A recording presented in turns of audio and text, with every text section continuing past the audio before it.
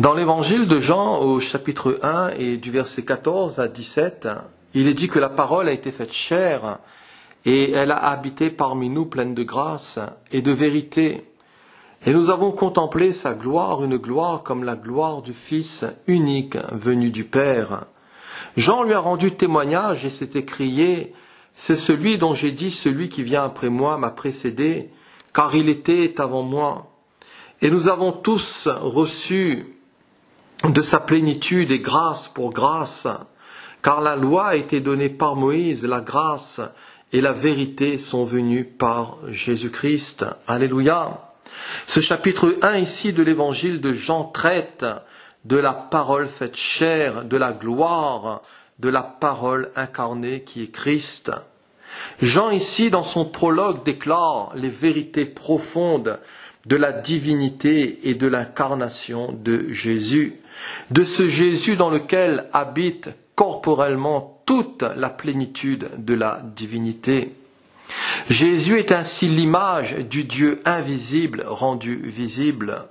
Et l'apôtre Jean dira dans sa première épître que la vie a été manifestée et nous l'avons vue et nous lui rendons témoignage. Nous l'avons vu, nous l'avons entendu, nous l'avons contemplé et nous l'avons même touché.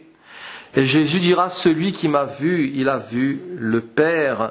Et en Jésus et par Jésus, Dieu nous est pleinement accessible par la foi. Gloire à Dieu.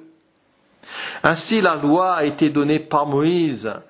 La grâce et la vérité sont venues par Jésus-Christ. Bien que Dieu ait usé de grâce à plusieurs reprises dans l'Ancien Testament, la loi donnée par Dieu à Moïse n'était pas un instrument de grâce, mais elle ordonnait aux hommes d'obéir et les condamnait s'ils ne le faisaient pas. La loi déclarait aux hommes ce qui est juste, mais elle ne leur donnait nullement le pouvoir de l'accomplir. Elle fut donnée pour leur montrer qu'ils étaient pécheurs et pour qu'ils puissent ressentir le besoin d'un sauveur, de Jésus-Christ. Et bien que la loi soit sainte et le commandement est saint, juste et bon, la loi ne pouvait donner la vie éternelle à quiconque. La loi ne pouvait régénérer personne, ni faire naître de nouveau quelqu'un. La loi n'a révélé seulement qu'une partie de la vérité. Et sa raison d'être était essentiellement préparatoire. La réalité, la vérité pleine et entière est venue que par la personne et l'œuvre de Jésus. Ainsi, la loi était comme un pédagogue pour nous conduire à Christ. La foi étant venue, nous ne sommes plus sous ce pédagogue, car toute la réalité est en Christ, de ce Christ qui est plein de grâce et de vérité, de ce Jésus qui est venu non pour nous juger, mais pour nous sauver de nos péchés, pour nous sauver de la perdition, pour nous sauver de nos maladies, de nos liens, de nos chaînes, pour nous mettre au large, pour tous ceux qui allaient le reconnaître comme leur sauveur et Seigneur. Et là où le péché a abondé, nous dit la Bible, la grâce a surabondé. La loi révèle le péché, mais la grâce l'enlève. La grâce, c'est aussi un don gratuit. Et le don gratuit de Dieu, c'est la vie éternelle en Jésus. La Bible nous montre clairement que nul ne sera justifié par les œuvres de la loi, car c'est par la loi que vient la connaissance du péché. Et vous tous qui cherchez la justification dans la loi, vous êtes séparés de Christ, vous êtes même déchus de la grâce. Certains chrétiens de la Galatie, dans l'épître aux Galates, certains d'entre eux, voyez-vous, voulaient se mettre à nouveau sous le régime de la loi. Pourtant, ils avaient été justifiés, ils avaient été sauvés par grâce. Et voilà qu'ils s'efforçaient de nouveau de placer leur confiance dans la loi et dans les œuvres de la loi. Et combien de nos jours qui, après avoir reçu la grâce de Dieu, après avoir goûté que Dieu est bon, se détournent de lui et se mettent, voyez-vous, à nouveau sous des pratiques judaïsantes, pensant que pour rester sauvés, pensant que pour garder le salut ou parvenir à la sanctification, il doit vivre une vie parfaite en pratiquant la loi tout entière. Et cela, voyez-vous, en obéissant au misvot, c'est-à-dire aux 613 lois et commandements de l'Ancien Testament et de la Torah, mais ils font fausse route, ils se trompent. Voyez-vous, ils quittent la grâce pour se mettre à nouveau sous la loi. Ou on est sous la loi, ou on est sous la grâce. Nous ne pouvons pas être sauvés par la grâce et être maintenus par la loi. Il n'existe pas deux sauveurs, mais tout est par grâce et tout est par l'Esprit. Il existe un seul sauveur, c'est le sauveur de la grâce, c'est notre Seigneur Jésus-Christ, et tout est par lui, tout est par l'Esprit. La Bible nous dit que c'est par la grâce que vous êtes sauvés, c'est par le moyen de la foi, et cela ne vient pas de vous, mais c'est le don de Dieu. Tout a été accompli à la croix du Calvaire. Jésus a donné son sang, Jésus a donné sa chair, son corps, Jésus a été tué dans son corps, Jésus a pris le jugement du péché dans son corps, le Seigneur Jésus a tout accompli, le Seigneur Jésus nous donne sa justice, il a mis sur notre compte gratuitement, et notre Père ne nous voit plus nous, avec tous nos péchés sales, mais il voit Jésus en nous, il nous voit recouverts du sang de Jésus, il voit que Jésus prie pour nous, notre grand frère, notre grand sauveur. Et Dieu nous justifie par sa grâce, par le sang de l'agneau qui est Jésus. Ainsi étant donc justifiés par la foi, nous avons la paix avec Dieu par notre Seigneur Jésus-Christ.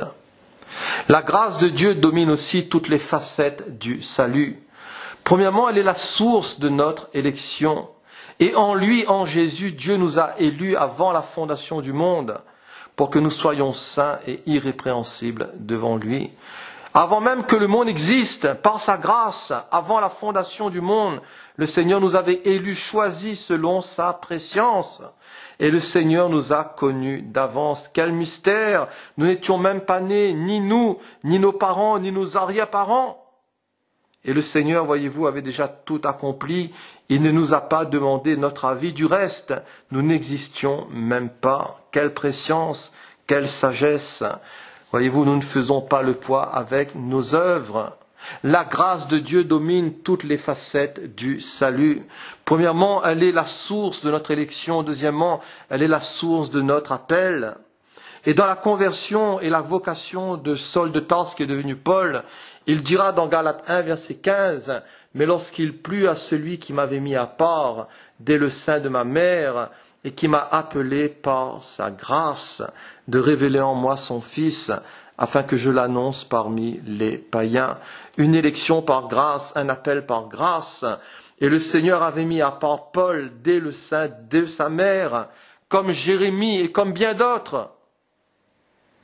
Et bien avant que Paul ait démontré quelques expressions et quelques possessions, voyez-vous, de tout son potentiel, le Seigneur, voyez-vous, l'avait déjà choisi. Lui qui était bardé de diplômes, mais le Seigneur l'avait déjà, voyez-vous, mis à part dès le sein de sa mère. Quelle grâce!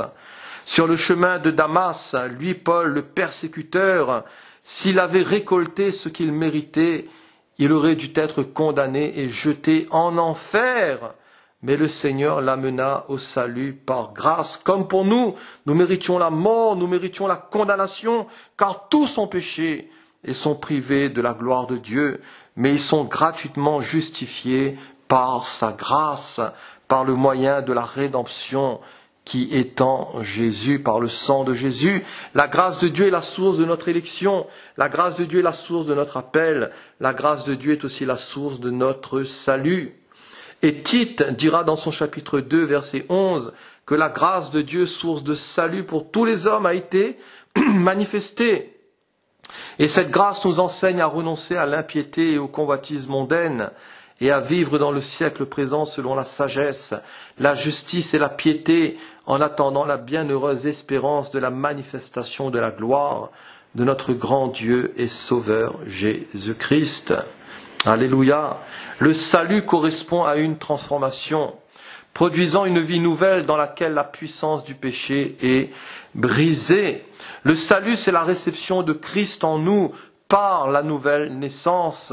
Et la même grâce qui nous sauve, nous transforme. Elle nous enseigne, elle nous apprend à renoncer au péché, à rejeter l'iniquité. Non pas pour être sauvés, mais parce que nous sommes sauvés. parce que nous aimons Jésus, parce qu'il habite en nous, parce que son esprit habite en nous et que nous sommes conduits par lui. Quand une personne est véritablement sauvée, il y a une transformation non seulement de sa nature, mais de sa vie. Comme quelqu'un disait, le Seigneur reprogramme complètement nos ordinateurs, pour ainsi dire. Le Seigneur nous reformate, il efface les anciens programmes et il met ses fichiers à lui, les fichiers de la piété, les fichiers de la sainteté, de sa justice, les fichiers de l'humilité, de la charité et de l'autorité du Saint-Esprit. Alléluia. Il est vrai que nous ne sommes pas sous la loi, mais nous ne sommes pas sans loi, étant sous la loi de Christ, qui est la loi de l'amour, et toute la loi est accomplie dans une seule parole. Dans celle-ci, tu aimeras ton prochain comme toi-même. Alléluia. Quand quelqu'un est sauvé, il prend plaisir aussi à servir Jésus. Et la grâce de Dieu est la source aussi de notre service. Paul dira, par la grâce de Dieu, je suis ce que je suis, et sa grâce envers moi n'a pas été vaine. Loin de là, j'ai travaillé plus que tous. Non pas moi toutefois, mais la grâce de Dieu qui est avec moi. Et comme un bon dispensateur des diverses grâces de Dieu, Paul mettait au service des autres le don qu'il avait reçu. Ne gardons rien pour nous, car tout est à Dieu, tout vient de lui. Le Seigneur nous a confié des dons, cela lui appartient. Faisons-les aussi fructifier. Et puisque nous avons reçu des dons différents, selon la grâce qui nous a été accordée, que celui qui a le don de prophétie l'exerce en proportion de la foi, que celui qui est appelé au ministère s'attache à son ministère, que celui qui enseigne s'attache à son enseignement, et que celui qui exhorte à l'exhortation. Amen. Même quand nous sommes faibles, la grâce de Dieu nous rend forts. Et toujours l'apôtre Paul lui-même, la Bible nous dit qu'il avait reçu d'excellentes révélations, et pour qu'il ne soit pas enflé d'orgueil, il lui a été mis une écharpe dans la chair, un ange de Satan pour le souffléter et l'empêcher de s'enorgueillir. Et la Bible nous dit que 3 fois il va prier le Seigneur de l'éloigner de lui. Mais le Seigneur lui a dit, ma grâce te suffit, car ma puissance s'accomplit dans la faiblesse. Paul, ma grâce te suffit, ma faveur te suffit, ma bonté te suffit, mes bienfaits, mes largesses te soutiendra. Et cher ami, peut-être que toi aussi tu vis dans un moment difficile de ton existence et tu ne comprends que dalle dans ta santé, dans ton foyer, dans ton travail. Mais sache que la grâce de Dieu va te soutenir.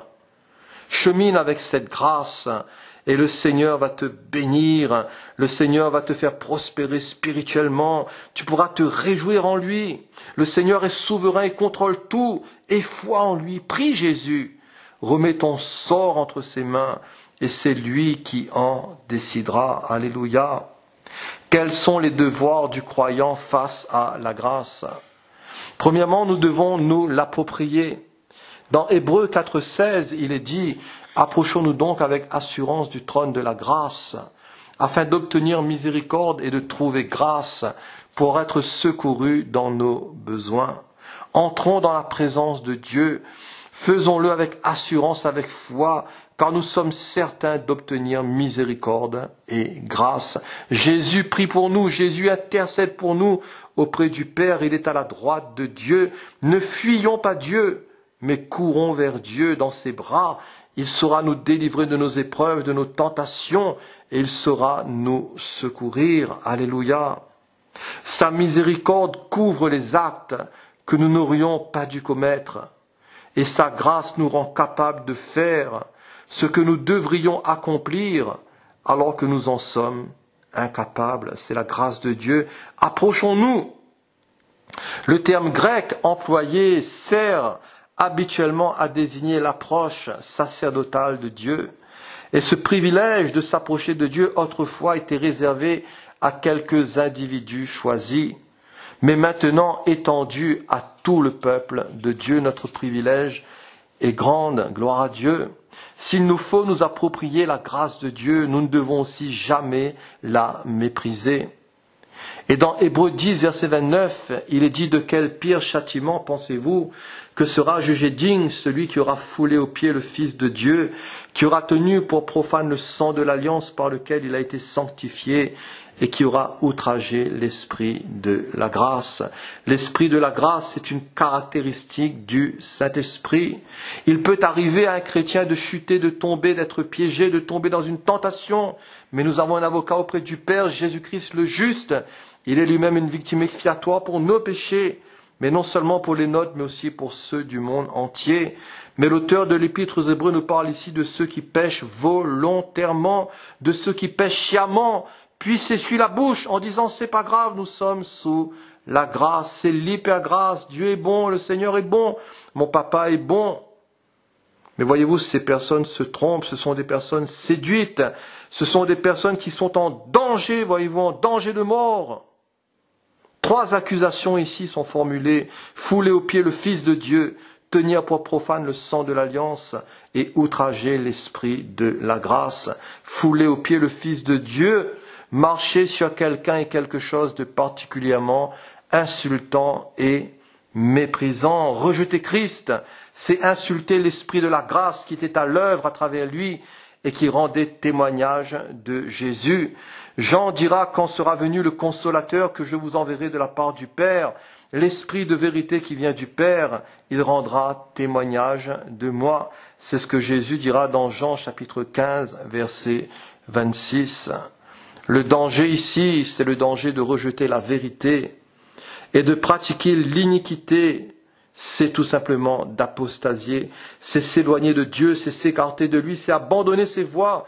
Et malheureusement, combien, voyez-vous, qui ont connu le Seigneur et qui sont retournés, voyez-vous, dans leur vomi, qui sont retournés, voyez-vous, dans l'alcool, dans les vices, qui sont retournés dans les bars, qui sont retournés dans l'idolâtrie au travers de fausses religions. Voyez-vous, il y en a beaucoup, malheureusement, parce qu'ils n'ont pas su être vigilants, ils n'ont pas su se tenir près de Dieu, ils n'ont pas su prendre en garde, voyez-vous, les exhortations de Dieu. Mais soyons sur nos gardes, nous sommes dans les temps de la fin. Jésus revient bientôt, soyons prudents, bien-aimés de Dieu, peuple de Dieu, car la séduction est grande autour de nous. Le monde est subtil, le diable est rusé, le diable est malin. Et les tentations peuvent se présenter à nous d'une manière forte et subite. Mais les tentations aussi peuvent aussi se présenter à nous sous la forme de nombreuses petites occasions sur une longue durée pour mieux nous miner. Hébreux 3.12. Prenez garde, frères, que quelqu'un de vous n'ait un cœur mauvais et incrédule, au point de se détourner du Dieu vivant. Mais exhortez-vous les uns les autres chaque jour, aussi longtemps qu'on peut dire aujourd'hui, afin qu'aucun de vous ne s'endurcisse par la séduction du péché. Veillez à ce que personne ne se prive de la grâce de Dieu, à ce qu'aucune racine d'amertume, d'aigreur, à ce qu'aucun manque de pardon, que toutes ces choses poussent des rejetons et ne produisent, voyez-vous, du trouble et n'infectent plusieurs.